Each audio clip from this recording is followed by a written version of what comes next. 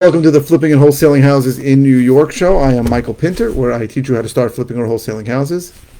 And as I notice, my light is in front of the camera. Okay. So I got a question today, and it's how to handle a seller with a bad tenant. It says how much and how long to evict the tenants. First, let's deal with the first question first. So I buy a lot of properties that are occupied. During the pandemic, I probably bought a dozen that specifically were sold to me by landlords who wanted to sell and couldn't sell because the tenant couldn't be evicted. Now, how I handle a seller with a bad tenant, first thing I ask them is, hey, do you want to sell this property with the tenants or without the tenants? Now, I ask this question for a few reasons. Almost all of them want to sell with the tenants because that's really why they're selling it to you, right? They don't want to wait for the eviction. And if the seller is even a good tenant, they don't want to kick the tenant out and not receive rent, and then maybe I don't close right away, and they have a few months of no rent. So in general, what I'll say is, listen, can you get the tenant out? Now, if they go, listen, I don't want to get the tenant out, no way, that's the only reason I'm selling it to is you deal with them, I'm not going to say the next thing. But if they say, well, I think I can get them out, and sometimes that's a misconception, they think they can get the tenant out, but they can't, they think the tenant will leave when they ask them to, then I'll say, listen, I'll give you two numbers. I'll give you a number I can pay if it's vacant, and I can give you a number I can pay if it's occupied. The number that's occupied is always less. Okay, so how do I handle it? I basically explain to them, listen, I give them a number, very often if it's vacant, that with a big enough spread between the price that it's occupied. And then I explain to them, listen, the reason why I'm asking you for $25,000 less if it's occupied is because it's taking forever to evict. I'm doing a lot of evictions now. I may have to pay the tenants off. Well, that's something I shouldn't say. And I really should never say I'm going to pay the tenants off, because sometimes the seller is so incensed by the tenant not paying them that the thought of someone giving them money drives them crazy. So I say, listen, it's going to be very expensive to get them out. It's going to take me a lot of time. I'm going to pay taxes. I'm going to pay interest. I'm going to have to pay a lot of expenses. I assume that the tenant's going to leave the property in a much worse condition. And what I'm doing is actually planting seeds in the seller's mind of what could happen, right? It could be a very long process. It could be a very expensive process, and the property condition may get much worse. I say I've had tenants who've broken every single thing in the property when they were under the eviction process, and it's happened. So I'm really putting seeds in the seller's mind that I may be the only person who's going to get this thing out in any decent amount of time. Now, I actually like when a seller tells me that they have tenant problems, because a couple of things come to my mind. First of all, they're never going to sell this retail, listing it with an agent ever, because they're not going to be able to show it and no one's going to buy it. Number two is 90% of my competitors will not buy occupied properties. They just won't. So I may be the only person giving them an offer. In fact, it's likely I'm the only person giving them an offer. They might have other offers. I'm not saying that I'm their only option, but it's likely I'm the only person giving them an offer. And that is where I want to be. Now, the question always is keeping this house enough of a problem to them? They're going to sell it at a deep enough discount where I can make money. That's the question. And if it doesn't, then they won't sell it to me. And if it does, they will. So the second part of that's how I handle the seller. Now, and then the second question is how much and how long to evict the tenants. It's a terrible question. Now, why is it a terrible question? Because I don't know where you are, right? If you're in the 5 boroughs of New York City, it's going to take years. Years. I mean, it took 18 months before the pandemic and before the crazy Cuomo laws that took effect right before the pandemic.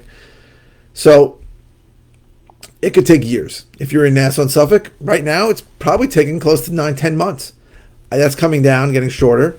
But I'm evicting people still now where I had to deal. I started the eviction a year ago. So because after the pandemic, there's a huge backlog of cases and every adjournment.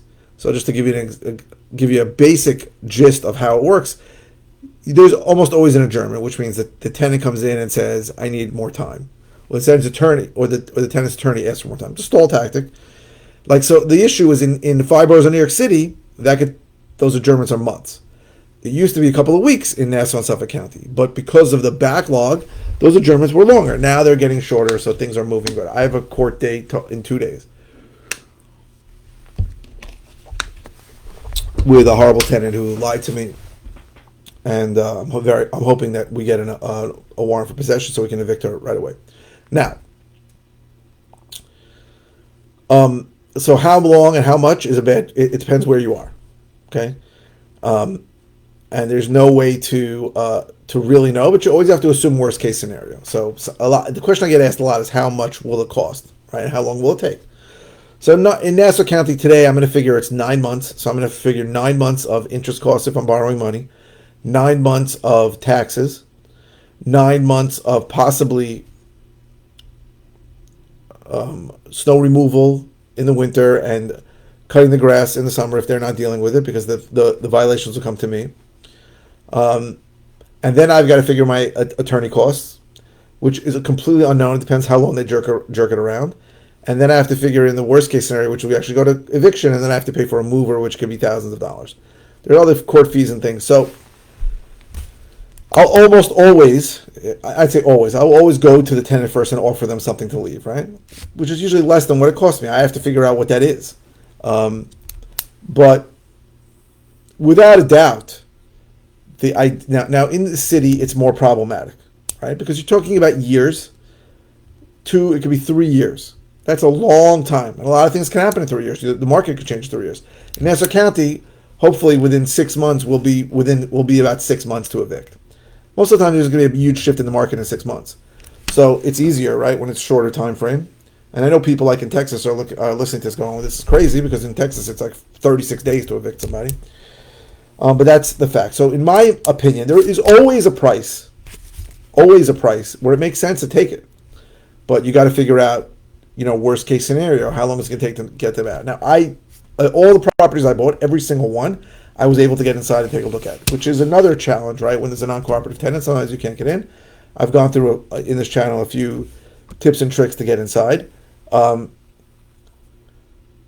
you have to assume that this is going to take as long as it takes to go through the whole legal process, and you have to assume that it's going to be in slightly worse shape when you get it. So you got to figure that into your price, and you got to back that down from whatever your numbers are and take it away. But there's no set number, right? It just doesn't work, especially now where we're only a year after the moratorium, right? During the pandemic, there was a complete eviction moratorium, which went for over 2 years, right? Really from March of 2020 to January of 2021, almost 2 years, the courts were stopped. And that actually helped me buy more houses, so that was good. But it's a problem, and the courts are just starting to recover from that now. So you need to speak to somebody experienced who's gone through it, a good attorney in your area you're dealing with, and ask them how long, what's the worst case scenario this could take, and how much is the most it can cost. And get a range, and that'll give you your answer. I can't give it to you unless I know where you're talking about. So I will tell you that I am excited when somebody tells me they have a tenant problem and want to sell. To me, it's exciting. Because I said, very little competition in that arena. For a lot of people, they look at it as a nightmare. And, it's easy to screw something up like that. And occasionally I almost make a mistake, and I'll give somebody an offer and I'll forget that it's occupied. That's a problem. But there's a number. There's a number for any house that is worth it to take it with a real crappy tenant. And there are other factors involved too, right? There are things, there's special needs kids in there. I just got a house vacated where there was a kid with Down syndrome in there. That the courts like to give those people more time. Those things are taken into account. There's all kinds of weird. This is really in New York. It's really a place where the tenant has a lot more rights than the landlord. So just something to think about. I hope this was helpful. I gave you some advice, but I don't know if I answered your question because you weren't specific enough. Ken, I'm sorry, but I hope this was helpful. If you're interested in all the ways I can help you, go to howtoflipnewyork.com or learntoflipandwholesale.com. If you're watching on YouTube, please subscribe. If you're watching on any media channel, please click the thumbs up. The likes really help the algorithm. I've been seeing a lot more of my videos being shown, so that's only because people are liking them, so more people get to see them. That's just the way social media works. I post 5 times a week. I almost never have an idea what I'm going to talk about, so your questions help me, so keep the questions coming. You can ask a question about anything. Does not have to be about the video you're watching. And it's pretty simple. If it's a simple answer, I'll just reply with an answer. If it's something that I've covered recently, then I'll send you a link to a video on it. And if it's something I haven't covered in a while or never covered, I'll do a brand new video on it. So I really appreciate all the questions, all the likes, all the views. Thank you very, very much for watching.